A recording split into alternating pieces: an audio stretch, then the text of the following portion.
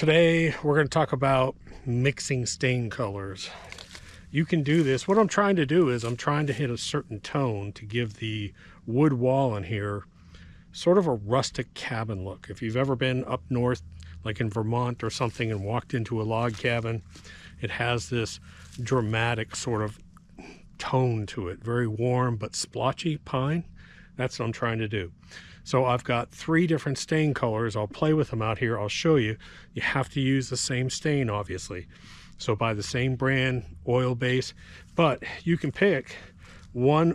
If you're in between colors, pick them and then play with them. Mix it like a cup at a time, 1-to-1 ratio, 2-to-1 ratio. Get a board that you're going to use and test it. That's what I'm doing today. I've got drywallers coming in here tomorrow, so I'm busting my butt cleaning this place out, staining that wall before they come in, because I don't want to spray an oil-based stain after on the drywall after they come in. What else? One of you guys made a great suggestion, so I put an upper outlet where the TV's going to go. I appreciate that. That was a good catch. I ran to Lowe's and got a little box, and that's about it. Here we go. Man, it does not look great. Put down green shocker on this perennial rye. We got 2 days of rain. Oh my goodness. This just looks fantastic. Everything is just green around here. I'll show you the front in a second. So this is that annual rye out here. Man, it looks really good. I think I'm gonna have John actually bump this up one more level, because there's so much dead Bermuda in here. It turns a little bit brown when we cut it on a level 3. I may have him go up to a 4 because it looks gorgeous right now. I came out here, I put green shocker on this because I need an all fast release. I don't know if you can see my decoys, my goose decoys in the pond. The other day I had 35 geese in here.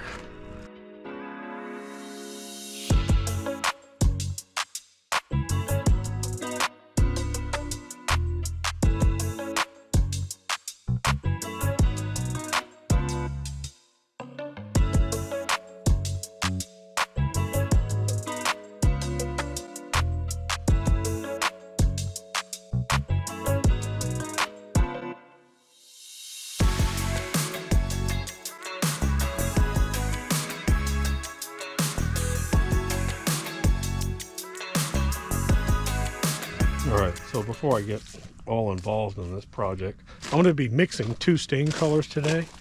I'm using Cabot. It's an oil-based stain. This is what they call natural.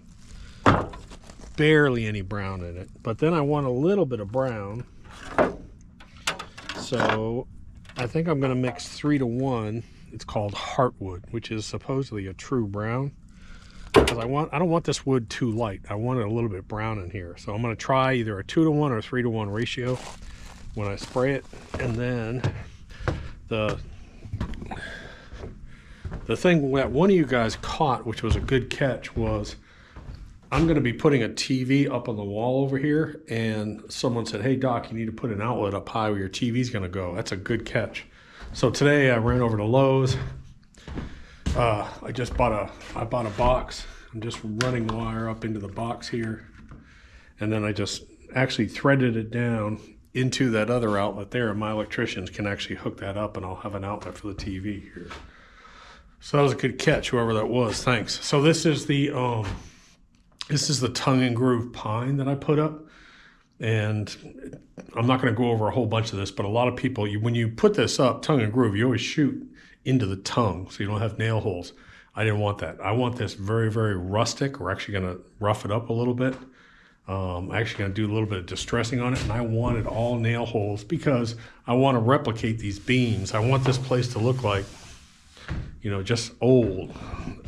So I actually face nailed that. Plus, I had to have a bunch of nails secured in here because I'm going to have a bunch of heavy metal stuff that's going to hang up there. Plus, that may be where my buck's going to go. I'll put my buck up here surrounded by those things that look really cool. Mini split over here, TV over here, that hidden bed over here, kitchenettes over there.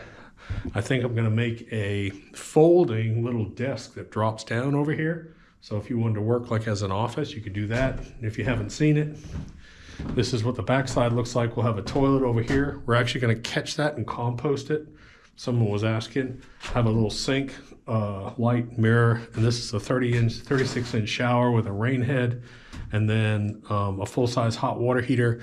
And I've got a ceiling fan with light that goes up here. I've got a sort of cool chandelier that's going to hang down there over a little table and chairs. And then these are actually pancake can lights. They're very, very thin.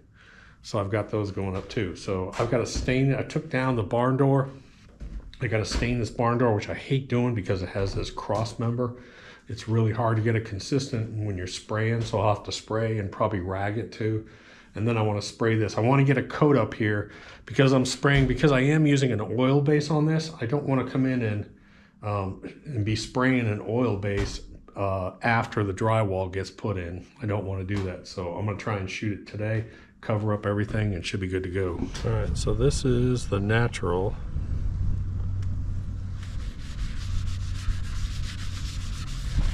I don't like that natural. This is that heartwood. I gotta be honest, that's the natural, and it's natural. This is that heartwood, and that's the color I really want. I want a bit of a brown tone. So I may not have enough stain. I was gonna mix it. I thought that heartwood would be darker brown, and it's not. All right, so now we're getting dangerous. So here's the natural, here's a heartwood, and here's Jarrah brown. Got it? And I think what I'm going to do, the Jarrah brown is actually what we used on the deck here, real heavy. We put it on and it gets really dark. I don't want to go that dark, but I don't want it light brown either. So I'm going to mix heartwood and Jarrah brown. I'm going to see what the hell happens. I'm doing a 1-to-1 mixture here. They're both oil-based, they're both Cabot. Well, not as bad of a nightmare as I thought. Now my gun's spraying heavy. I probably should have bought a finer spraying tip. I think I'm using a 315. I should have gone down. Less volume basically is what I should have gotten. But, so I sprayed this on and I immediately came back with rags because it was so heavy and so dark. And basically while it's still wet, I'm going through and just taking off any excess, making sure I don't have any strokes.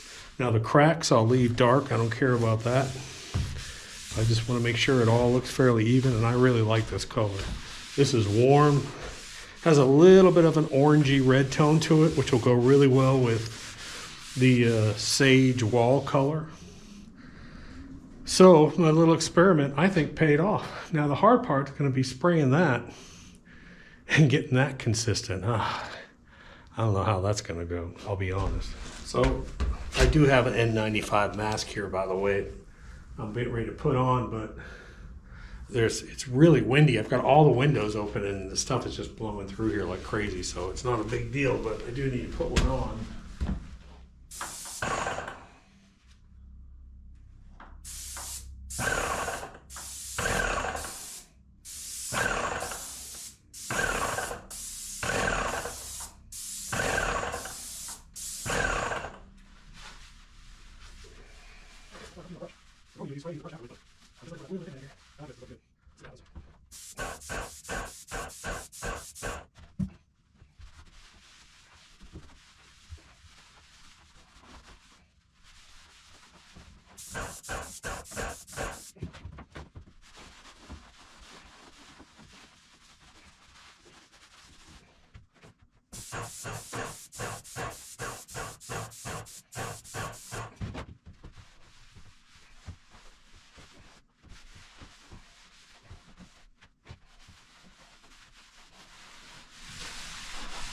So really what I'm doing is I'm making sure everything gets a good coat.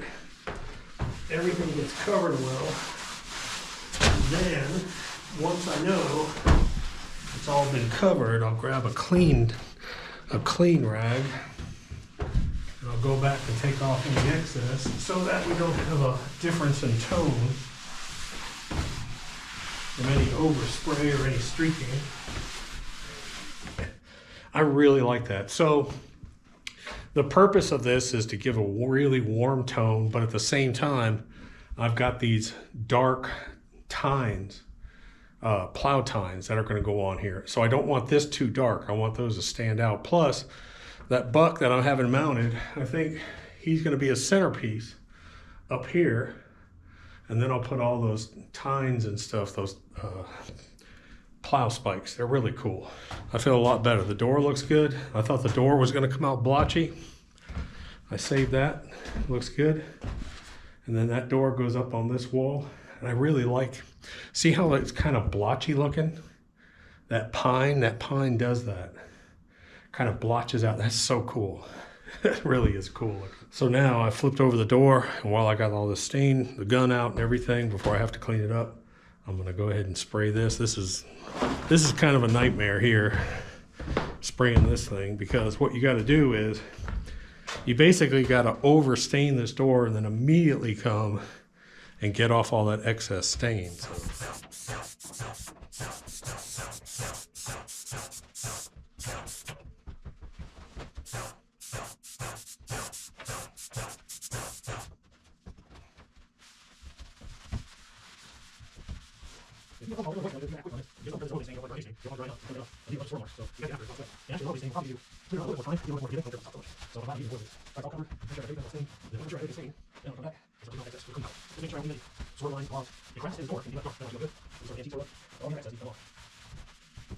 Okay, so I went ahead and got the head off the head. I went ahead and get the door off these horses so it wouldn't mar it up. And I just rested it up against here, but you can see, man, God, that's going to be so cool.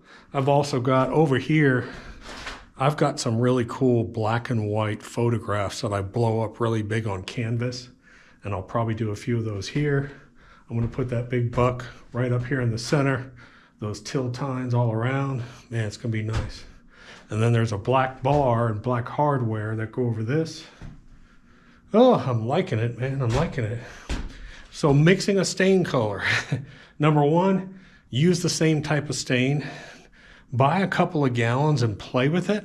Actually get the wood that you're going to use, because if I had gone natural on this, which looked brown at the store, it would be horrible. It would be just pure white. It would be untouched. The heartwood wasn't brown enough, so I took that heartwood and I took that Jara brown that we used outside, and man, that just gave me that perfect sort of log cabin, blotchy kind of pine look. Just what I was going for. I'm so happy right now. So happy. So it's funny. I don't care. You go to Home Depot, Lowe's, wherever you get your stain from, and they're going to have a paper brochure and they're going to show you stain colors. Then they're going to have wood chips up on the wall with different types of wood. It's never going to look the same. So that's why I say find a couple of colors that you think are right. As an example, on this fence, the first time we stained it, we started to stain it, and I was like, dude, that's just the wrong color. So we actually mixed two colors to get that color on the fence.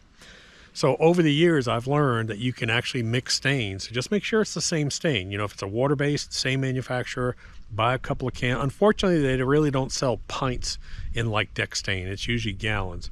So if you get one, you don't use it, just close it back up. You should be able to return it. If it's not a custom mix, you should be able to return it and then mix up what you want. Whatever you have left over, then just put inside a can and write mix on it for, you know, fence mix or something like that, and keep it in case you need it later on. So tomorrow the drywallers are coming. They're going to drywall that. We got a bunch going on. We got to paint the drywall. I got my electricians that got to come back over. The plumbers got to come back over. We got to get those beams up on the wall. A lot of stuff going on there. So anyways, figured I'd just grab a camera, put it on video for you guys. Doc.